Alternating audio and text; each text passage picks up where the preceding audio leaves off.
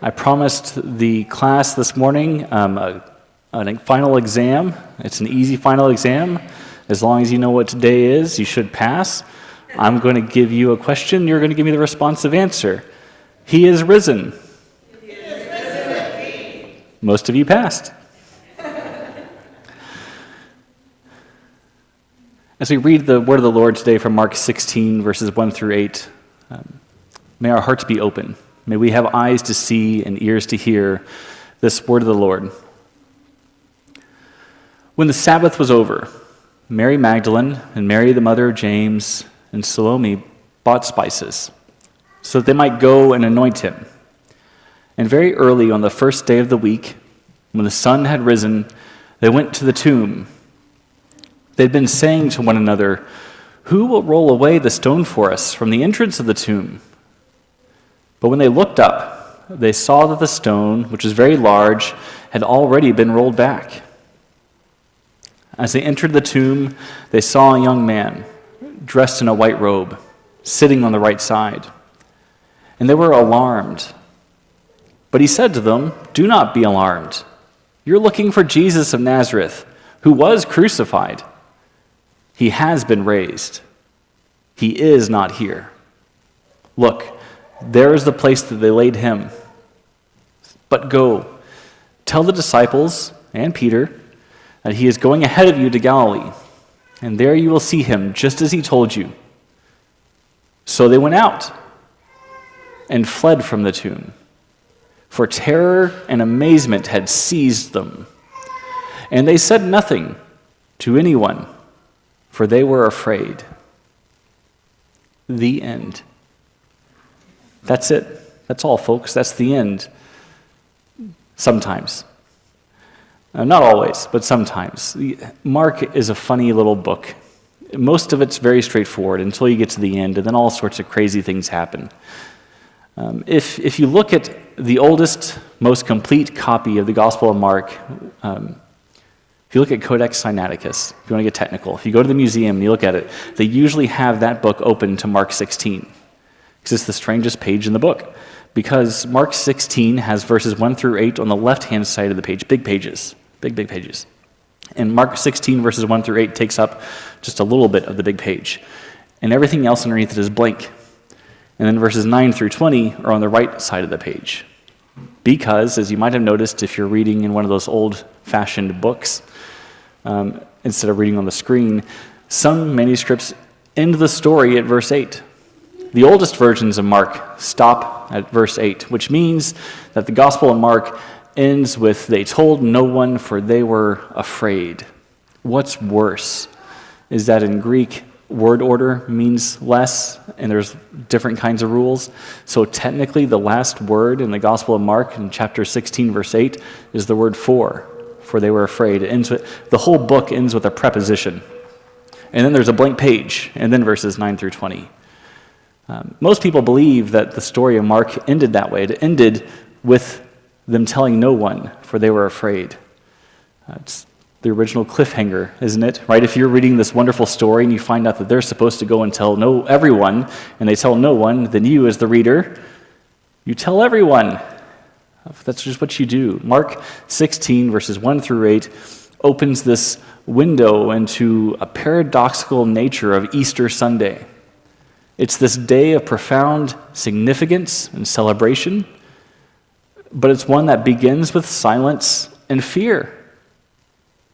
These women approach the tomb where Jesus was laid, and they are met with the astonishing sight of the stone rolled away and an angel within it.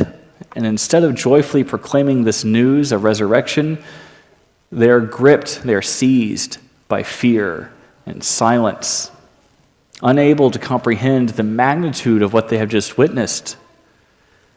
That tension within this story lies in the stark contrast between that angel's proclamation of resurrection and their initial response of hesitation and uncertainty. Despite that angel's assurance, you would think that an angel's assurance would mean something. Despite that assurance that Jesus is alive, that they should go and tell the disciples, these women flee from the tomb trembling and astonished, too overwhelmed by the encounter to speak a word to anyone. They tell no one.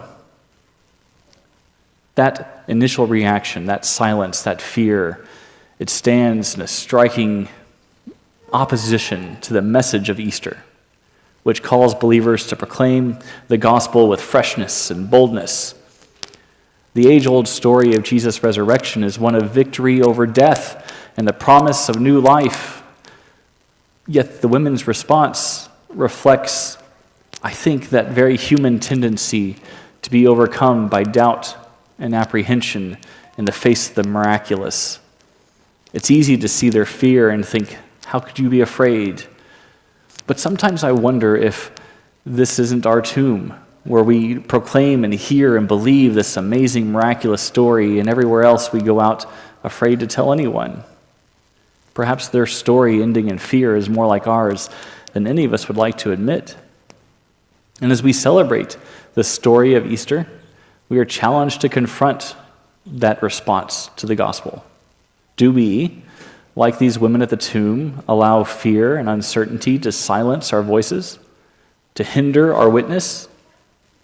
Or do we embrace the transformative truth of his resurrection with a boldness and conviction? Are we eager to share that good news with everyone and anyone, even Peter? And in wrestling with that question, this story inevitably invites us to explore the depths of our own faith and to consider how we would respond to that Easter story, with courage and confidence or with fear and trembling. And we encounter echoes of that tension in different ways, struggles faced by the women at the tomb. More modernly, that message of Easter Sunday, the proclamation of Jesus' resurrection, that is central to Christian faith. Yet despite its enduring significance, many of us grapple with obstacles and challenges that inhibit our ability to proclaim that gospel. One of those primary barriers to sharing the gospel is, I think, the pervasive influence of fear and doubt. Some things never change. We are still just as afraid today as those women were then, just as doubtful today as they were at the tomb. Just as those women at the tomb were initially overcome by fear and uncertainty, we do the same things. We still wrestle with doubts about the relevance, about the efficacy of the gospel message. This world is ever increasingly marked by skepticism and secularism and all sorts of isms. And the task of sharing that age-old story of Jesus' resurrection can feel daunting and intimidating. Many of you work in very intelligent, intellectual places full of very smart people who would scoff at the idea of Jesus' resurrection. And it's just easier not to bring it to work with you. Because what if they don't believe you? What if they think you're one of those dumb Christians who believes anything? You might as well wear Bigfoot socks to church. You're just one of those people. For the record, I am wearing Bigfoot socks to church this morning. The things you get in your Easter basket, you have to wear on Easter. That's the rule. It's intimidating, I think, today to share a story of Jesus overcoming death because most of the world's going to laugh at you. They're not going to believe you. Those women face the same fear. That fear has been around for 2,000 years. Some things just never change. And if that's not enough, there's also this sense of complacency and apathy within Christian communities when it comes to evangelism and mission. The word evangelism is now a dirty word. It's been dragged through the mud time and time again and used by all sorts of people in different connotations. And the idea of sharing the gospel itself is just one of those things that's so heavy laden with blah that we just don't want to talk about it. And despite that transformative power of resurrection, many of us still struggle to find the motivation, the courage to share our faith with others. The pressures of modern life, coupled with the fear of rejection and ridicule, it leads to a reluctance to engage in a meaningful conversation about spirituality and salvation. So it's easier for us to go through life assuming no one wants to hear that, or they've already heard it, they don't need to hear it again. They don't want me knocking on their door, metaphorically or physically, and so we just don't. Those women face the same ideas, the same concepts, the same fears, the same hesitancies.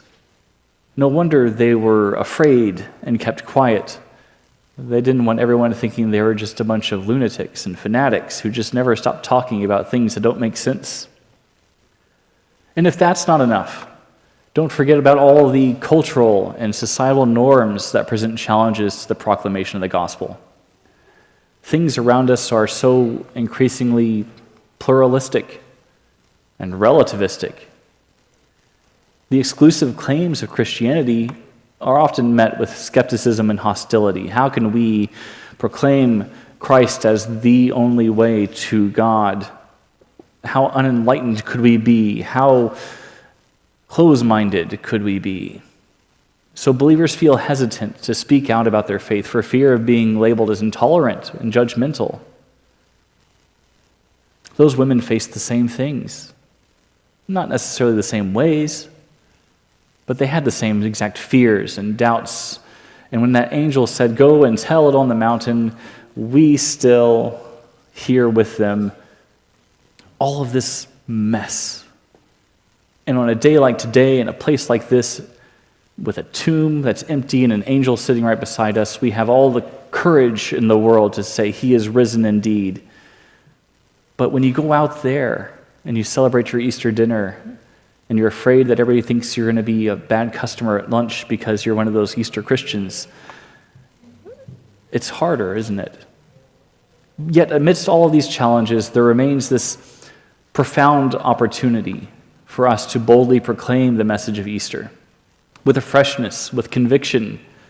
If we can overcome those fears and doubts, if we can embrace the truth of Christ and his resurrection, if we can embody the same love and grace that Christ did in his life and our own, then we can, I think, effectively share that good news with the world that really does need it and want it.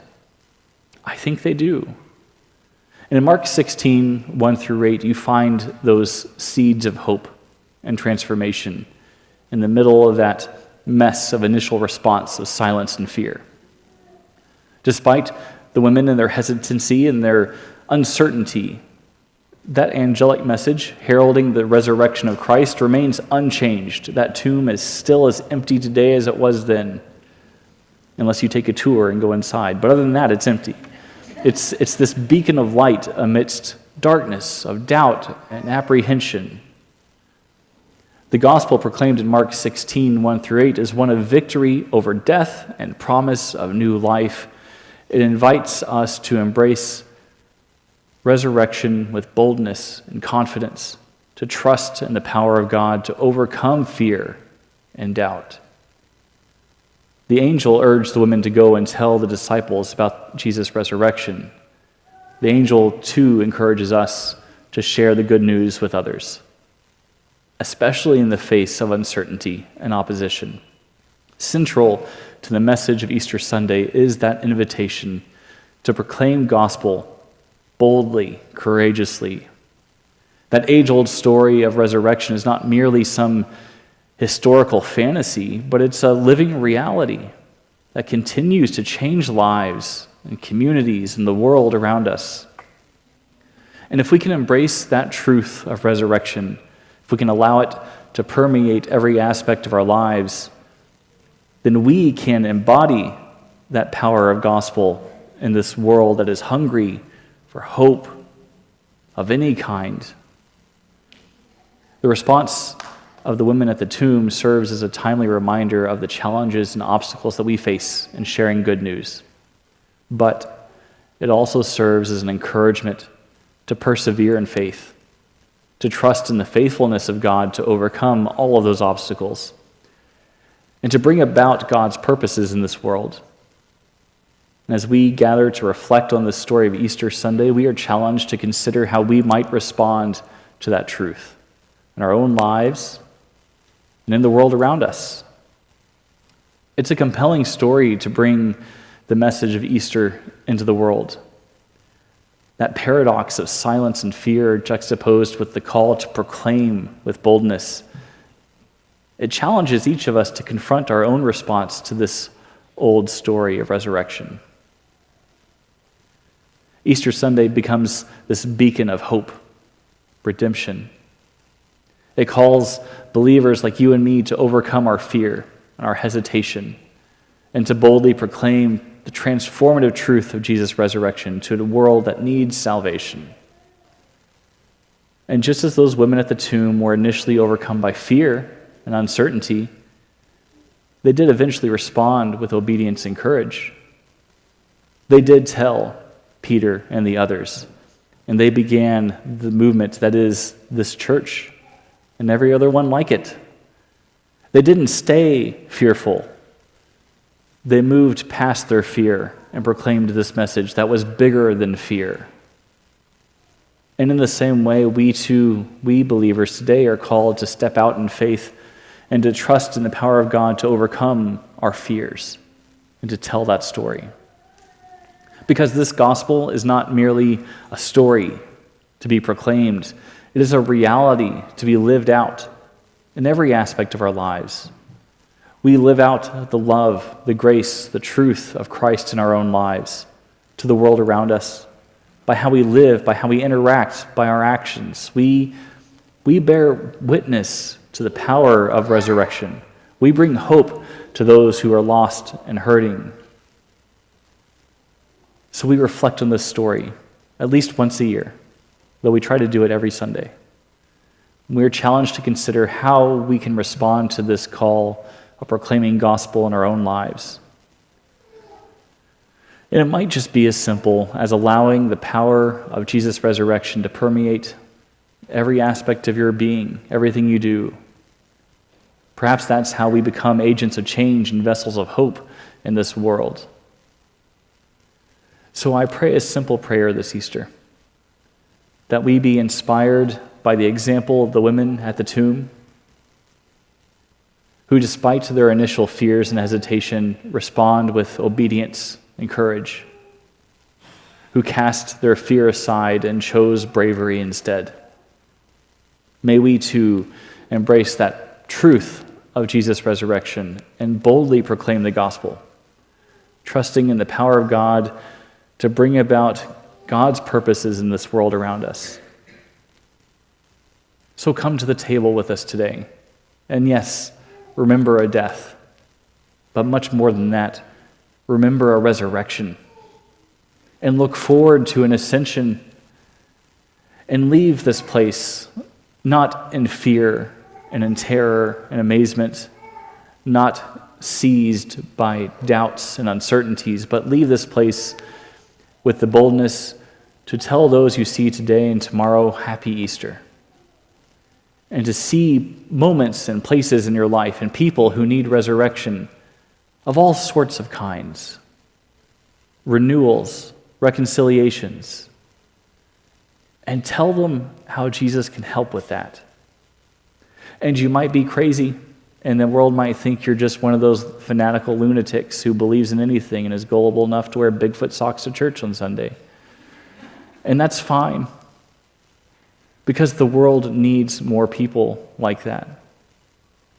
Those women decided to not be afraid.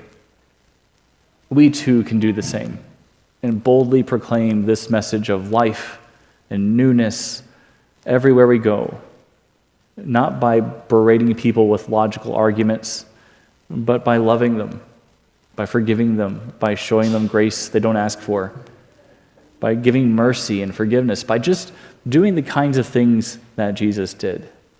That's why we do this table week after week. It reminds us how to live a life like Christ, to love as he loved, to give of ourselves as he gave himself for us. Happy Easter. Let's stand and sing.